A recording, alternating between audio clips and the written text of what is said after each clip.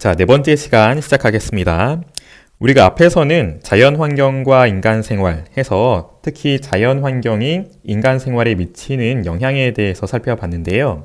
이번 시간은 조금 다른 주제로 자연에 대한 관점을 알아보는 시간이 되겠습니다. 우리 인간이 자연과 함께 상호작용하면서 자연을 바라보는 관점 및 태도가 여러 개 있을 수 있죠. 하지만 이번 시간에는 크게 두 가지 관점으로 축약시켜서 첫 번째, 인간 중심주의, 두 번째, 생태 중심주의 구분하여 살펴봅니다. 그럼 첫 번째, 인간 중심주의부터 알아보도록 하겠습니다. 지금 인간 중심주의는 그 이름에서부터 알 수 있듯이 가장 첫 번째 중시하는 게 바로 인간이죠. 즉, 인간을 가장 가치 있는 존재로 파악하는 관점이 되겠습니다. 따라서 인간과 자연의 관계에서는 여기 인간과 자연의 관계에서 인간이 보다 우선이 되고 그에 따라 인간의 이익, 행복 등을 먼저 고려하는 관점이 된다라는 걸 이해해 볼 수가 있겠죠. 그래서 우리는 이 인간 중심주의의 특징을 하나 세 가지로 구분지어 생각해 볼 텐데요. 특징 첫 번째, 인간을 다른 자연적 존재들보다 우월하다고 여기는 것을 생각해 볼 수가 있습니다. 다음 두 번째, 인간을 자연의 한 부분이 아니라 자연으로부터 독립된 존재라고 보는 거죠.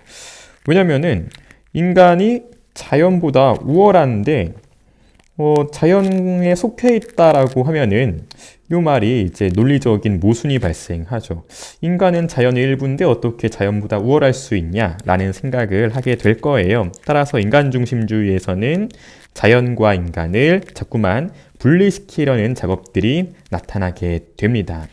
따라서 지금 빈칸 2번에서처럼 중요한 단어가 나타나는데요. 인간과 자연을 바라보는 관점에서는 이를 자꾸만 분리시키는 이분법적 세계관을 지닌다. 다시 말하면은 자연과 인간을 자꾸만 서로 분리시키려고 한다. 그래야만 자연보다 인간이 우월하다라는 것을 증명하고 주장할 수 있기 때문이죠. 세 번째, 자연을 그 자체로 가치 있는 존재가 아닌 인간의 생존과 복지를 위한 수단으로 여기는 모습을 또 볼 수가 있습니다. 즉, 자연 그 자체를 목적으로 여기고 소중히 여기는 게 아니라 하나의 수단, 즉 어떻게 하면 이 자연을 이용해서 우리 인간 생활을 윤택하게 할 수 있을까에 대해 고민하게 되는 관점이 되겠죠. 그에 따라서 이 자연의 도구적 가치를 중시하게 되는 모습이 나타나죠. 즉 여기서는 자연을 그 자체로서의 가치는 그다지 중시하지 않고요. 자연을 이용해서 우리가 더욱더 경제적인 이득을 얻고자 하는 또 자연을 어떻게 하면 이용할까에 대한 생각을 몰두하게 되는 모습을 확인할 수가 있습니다. 그 다음에서는 인간 중심주의의 의의와 한계를 한번 또 비교해 볼 텐데요. 인간 중심주의가 지금까지 설명만 듣고서는 이거 좀 나쁜 거 아닌가? 이거 옳지 못한 방향이 아닌가? 조금 고민을 볼 수가 있겠죠. 하지만 또 우리 인간사에게 인간 중심주의는 또 없어서는 안 된 굉장히 중요한 의미를 가지고 있어요. 바로 자연현상을 우리가 탐구하고 개발해서 과학을 발전시키고 더 나아가 경제성장을 이룰 수 있었던 그 근간은 바로 자연을 어떻게 하면 지배하고 자연을 어떻게 하면 이용할까. 그 이후에 이제 자연에서부터 자원을 얻어내고 경제활동을 이룩할 수 있었던, 즉 개발을 해 나갈 수 있었던 그 기저에는 인간이 자연보다 우월하다라고 생각하는 인간 중심주의가 있었던 거죠. 따라서 이 인간 중심주의 덕분에 우리 인간이 풍요롭고 윤택한 삶을 살 수 있게 되었다라는 것도 무시해 볼 수 없는 중요한 의미가 되겠습니다. 하지만 한계에 대해서는 여러분도 이제 짐작할 수 있겠죠. 물론 이 자연을 이용하고 또 개발함으로써 인간의 삶이 보다 더 윤택해졌다곤 하지만 뒤돌아보니까 또 뭔가 헛헛해요. 자연을 이렇게 함부로 이용해도 될까에 대한 고민이 있었겠죠. 왜냐면은 이렇게 지금 너무 자연을 남용하고 훼손하고 또 자원이 고갈되고 생태계가 파괴되는데 극심하게 훼손하는 모습 또한 생각해 볼 수가 있겠죠. 이렇게 인간 중심주의의 한계는 또 극명하죠. 자연을 너무나 파괴하는 모습이 나타난다라는 것을 기억해야겠습니다.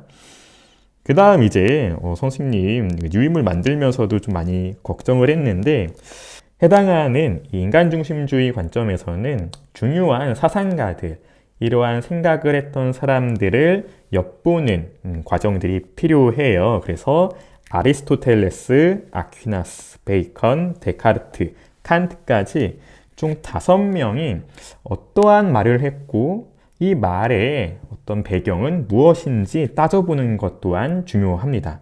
그래서 오늘은 이 아리스토텔레스부터 칸트까지 인간 중심주의를 이끌었던 대표적인 5명의 사람들의 이야기도 한번 엿보도록 하겠습니다. 첫 번째, 아리스토텔레스.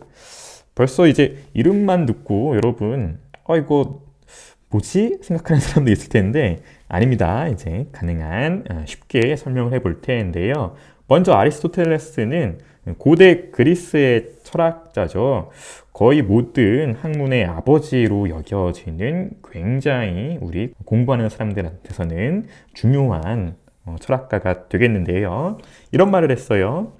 식물은 동물의 생존을 위해서, 동물은 인간의 생존을 위해서 존재한다.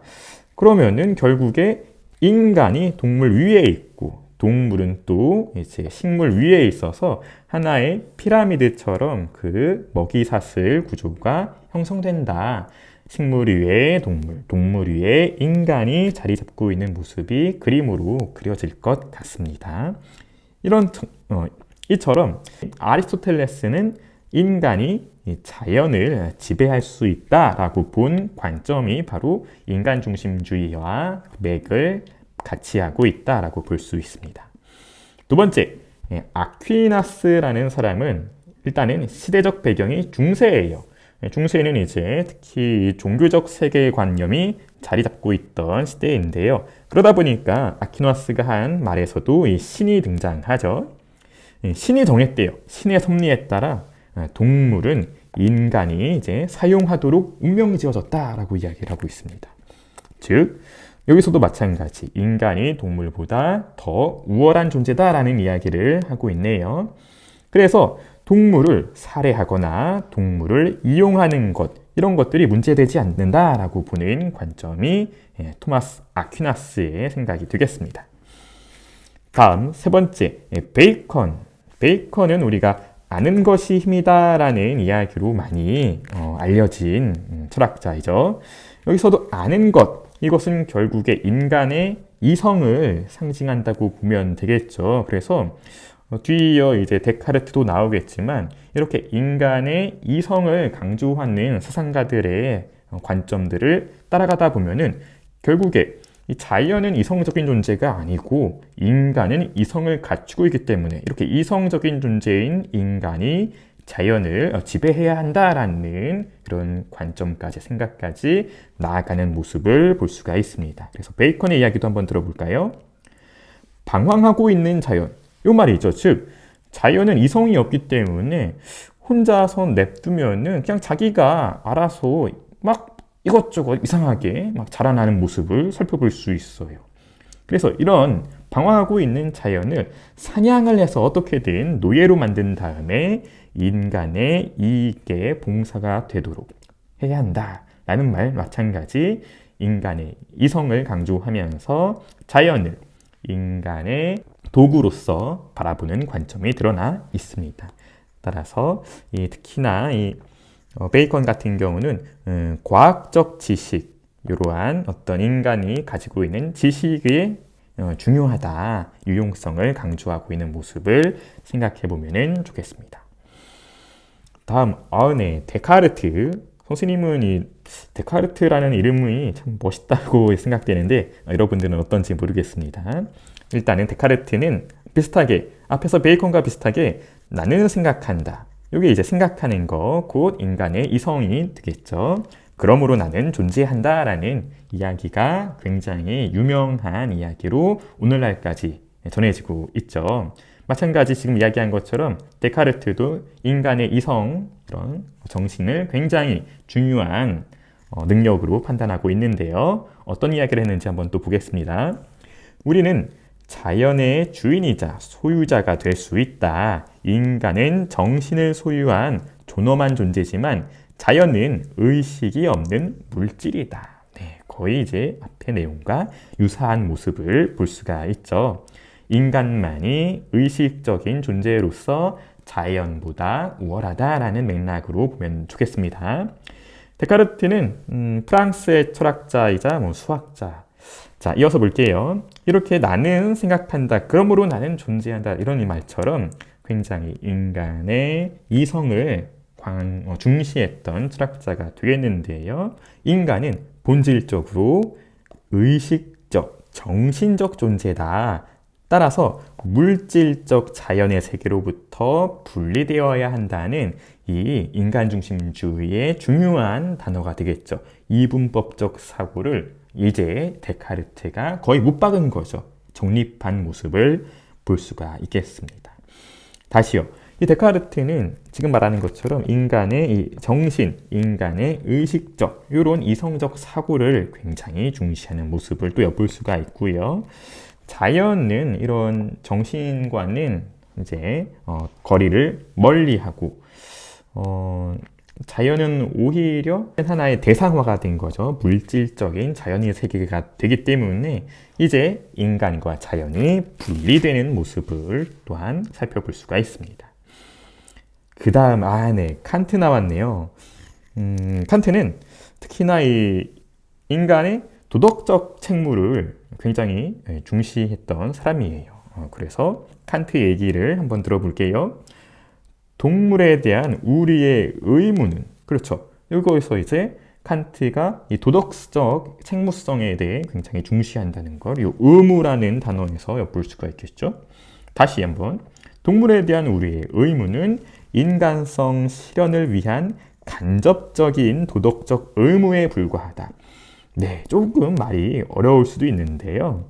여기서 이제 중요한 거는 간접적인 도덕적 의무다라는 게 포인트가 되겠습니다. 정리 한번 해보겠습니다.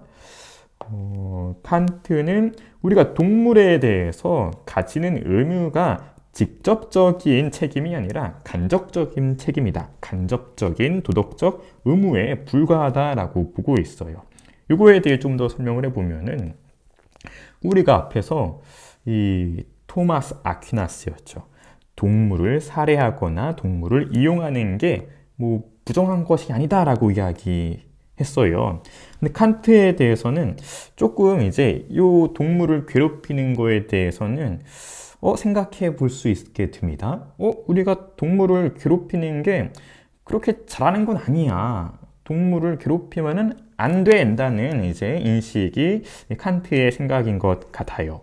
하지만 이 동물을 괴롭히고 동물을 이제 잔인하게 살해 혹은 도축하는 것들이 문제가 되는 이유는 동물을 위해서, 동물이 불쌍해서 그런 게 아니라 그 인간성의 상실을 유발할 수 있기 때문에, 동물을 잔인하게 괴롭히는 과정에서 인간의 어떤 인간성이 상실될 수 있기 때문에 동물을 괴롭히면 안 돼, 이렇게 이야기하는 거죠. 그 말이 즉 간접적인 책임이다.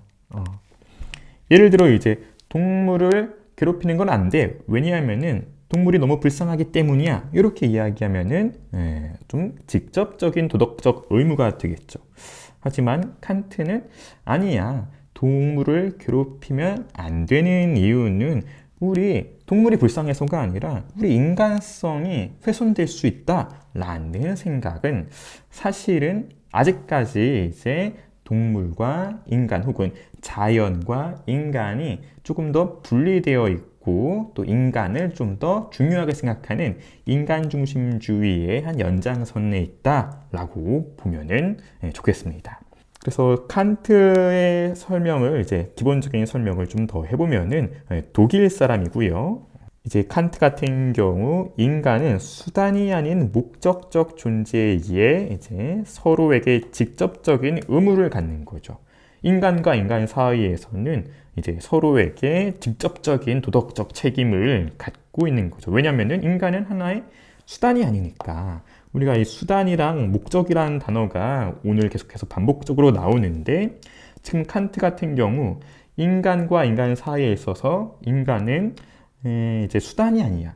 내가 여러분들을 하나의 뭐 돈벌이 수단으로 여기지 않는 것처럼, 그쵸? 선생님이 여러분들을 하나의 어떤 돈벌이 수단 이렇게 생각하지 않잖아요. 우리는 굉장히 소중한 만남으로서 이 학교에서 즐거운 수업과 또 생활을 영위하고 있는 것인데, 이렇게 우리는 목적적인 존재인 겁니다.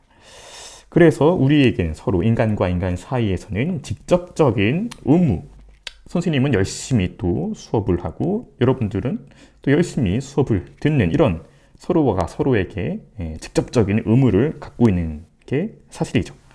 하지만 인간이 아닌 다른 존재, 특히 이제 자연에 대해서는 직접적인 의무가 아니라 이 간접적인 의무만 갖는다, 이렇게 설명하고 있습니다. 그래서 이 칸트에 대해서는 이 도덕적 책무성, 다음에 특히나 환경, 자연에 대해서는 인간이 간접적인 도덕적 의무를 갖는다, 이 단어를 중요한 키워드로 생각하면은 공부하는 데 도움을 받을 수 있을 것 같습니다.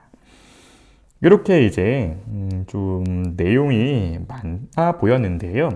인간 중심주의에 대한 중요한 내용들을 정리해 봤고요. 이어서는 생태 중심주의. 아마 이제 인간 중심주의에 관련해서는 거의 이제 정반대되는 이야기들을 많이 볼 수 있게 될 거예요. 인간과 자연에 대한 두 번째 관점, 생태 중심주의에 대해 설명을 또 이어가 보도록 하겠습니다. 먼저 생태 중심주의의 의미를 보면은 자연 그 자체의 가치를 인정하고 이제 무생물을 포함한 자연 전체를 도덕 고려 대상으로 여기는 관점에서 앞서 칸트보다 더 나아가서 자연에 대한 이런 도덕적인 고려를 하게 되는 모습을 살펴볼 수가 있겠습니다. 특징을 4가지로 한번 나누어 보겠는데요. 첫 번째 특징, 인간뿐만 아니라 동물, 식물, 무생물을 포함한 생태계 전체를 도덕적으로 대우해야 한다라는 관점이 되겠고요. 두 번째, 자연은 인간, 동식물, 환경 등과 같은 다양한 구성원이 유기적으로 서로 굉장히 긴밀하게 엮여 있는 하나의 생태계이므로 인간이 이제 독립적으로 존재할 수 없다. 결국에는 인간도 자연의 일부다라는 생각을 생태중심주의에 하는 거죠. 이게 앞에서 인간중심주의와 큰 차이점이 되겠죠.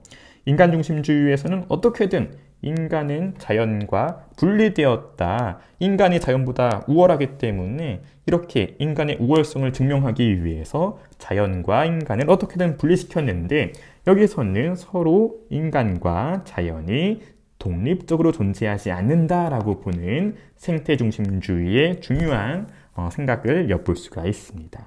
따라서 이 인간을 자연의 하나로 일부로 여기는 이 관점과 관련해서는 중요한 또 키워드가 나오겠죠. 바로 전일론적 관점이라고 합니다. 인간이 자연과 분리되는 이분법적인 사고가 아니라 인간이 자연과 하나다라고 여기는 전일론적 관점이 생태중심주의의 중요한 생각이 되겠습니다. 이어서 세 번째, 자연은 인간의 이익과 무관하게 그 자체로서 가치를 지닌다. 앞에서는 이 자연을 어떻게 하면 이용할까, 이 도구적 가치를 중요하게 여겼는데, 여기 생태중심주의에서는 자연 그 자체로서, 이게 뭐 자원이 되어서 인간에게 도움이 되고 혜택이 되어서 좋은 게 아니라 그 자체로서, 그냥 그 존재로서 가치를 지니고 있다라는 이야기가 되겠네요. 그래서 수단으로만 고려되지 않는다. 계속해서 이제 반복되는 단어죠. 수단과 목적. 앞에서는 자연을 수단으로 봤고요. 이제 생태중심주의에서는 수단이 아니다라는 이야기를 엿볼 수가 있겠습니다. 네 번째, 인간과 자연은 서로 끊임없이 영향을 주고받는 상호 보완적 관점. 여기서 상호 보완적이라는 것은 서로가 서로에게 영향을 주고받으면서 도움을 주고받는 관계를 이야기하죠. 그래서 서로 조화를 이루고 균형을 이루어야 한다.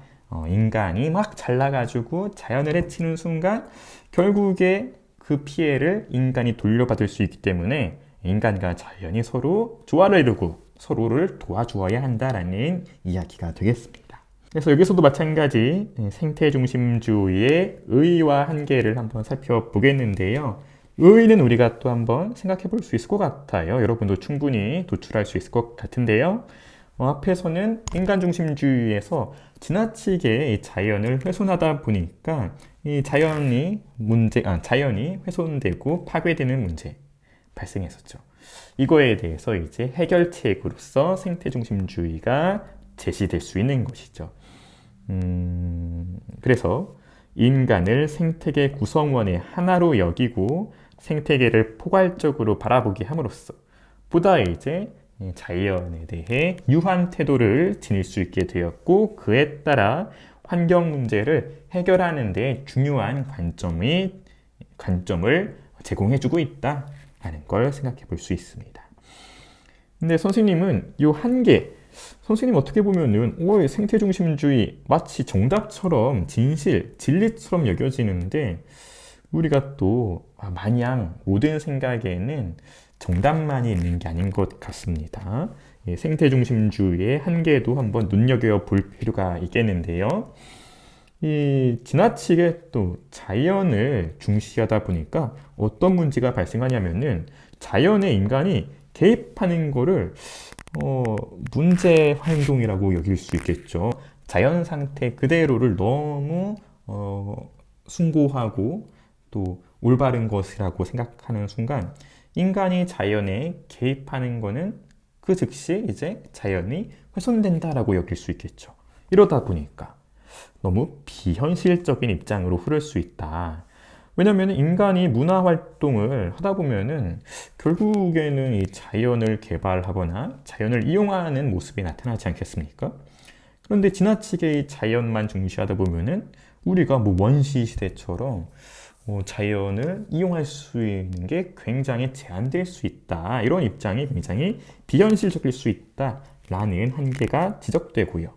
또 다음 개별 생명체, 예를 들어 우리 인간이죠. 인간보다 이 자연의 전체 이익을 중시하다 보니까 지나친 어떤 전체주의, 우리가 이제 파시즘이라고 하죠. 이 환경의 전체주의, 환경 파시즘적 성격을 띌 수 있다. 굉장히 또 우리 무서운 한계점을 또 지적할 수 있겠네요. 지나치게 이 전체로서의 자연을 강조하다 보니까 이 자연에 속해 있는 개별 종들의 어떤 개별 행동에 대해서는 무시될 수 있다라는 큰 문제가 이 환경 파시즘이라는 단어로서 제시되고 있습니다. 다행히 생태중심주의에서는 사상가가 앞에서처럼 많지는 않습니다. 대표적인 사상가 한 명, 레오폴드를 살펴볼 텐데요. 레오폴드가 한 이야기 한번 들어볼게요. 어떤 것이 생명 공동체의 온전성, 안전성, 아름다움의 보존에 이바지한다면 그것은 옳고 그렇지 않으면 나쁜 것이다. 즉, 우리 생명 공동체 하나의 이제 큰 생태계라고 볼 수 있겠죠. 그래서 생태계에 이바지한다. 생태계가 유지될 수 있게 이바지하는 거는 옳은 거고 생태계의 이러한 이바지하지 못하는 것은 나쁜 거다라는 관점에 대해서는 생태중심주의의 대표적인 사상가가 되겠다라는 걸 생각해 볼 수 있습니다. 레오폴드 같은 경우 인간은 이 생명 공동체가 중요한 또 키워드가 될 수 있겠는데요. 이 생명 공동체의 한 구성원으로서 생태계의 안정을 유지할 의무가 있다. 우리가 나서서 이 생태계를 유지하는 데 앞장서야 한다라는 입장을 밝히고 있고요.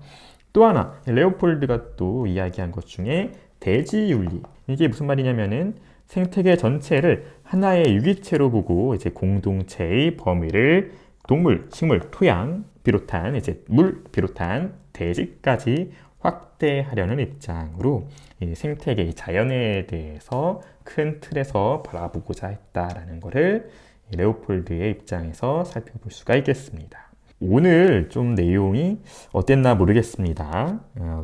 앞에서 공부한 것과 조금 결이 달라져서 이 환경을 바라보는 두 가지 관점, 인간 중심주의와 생태 중심주의를 살펴봤는데요.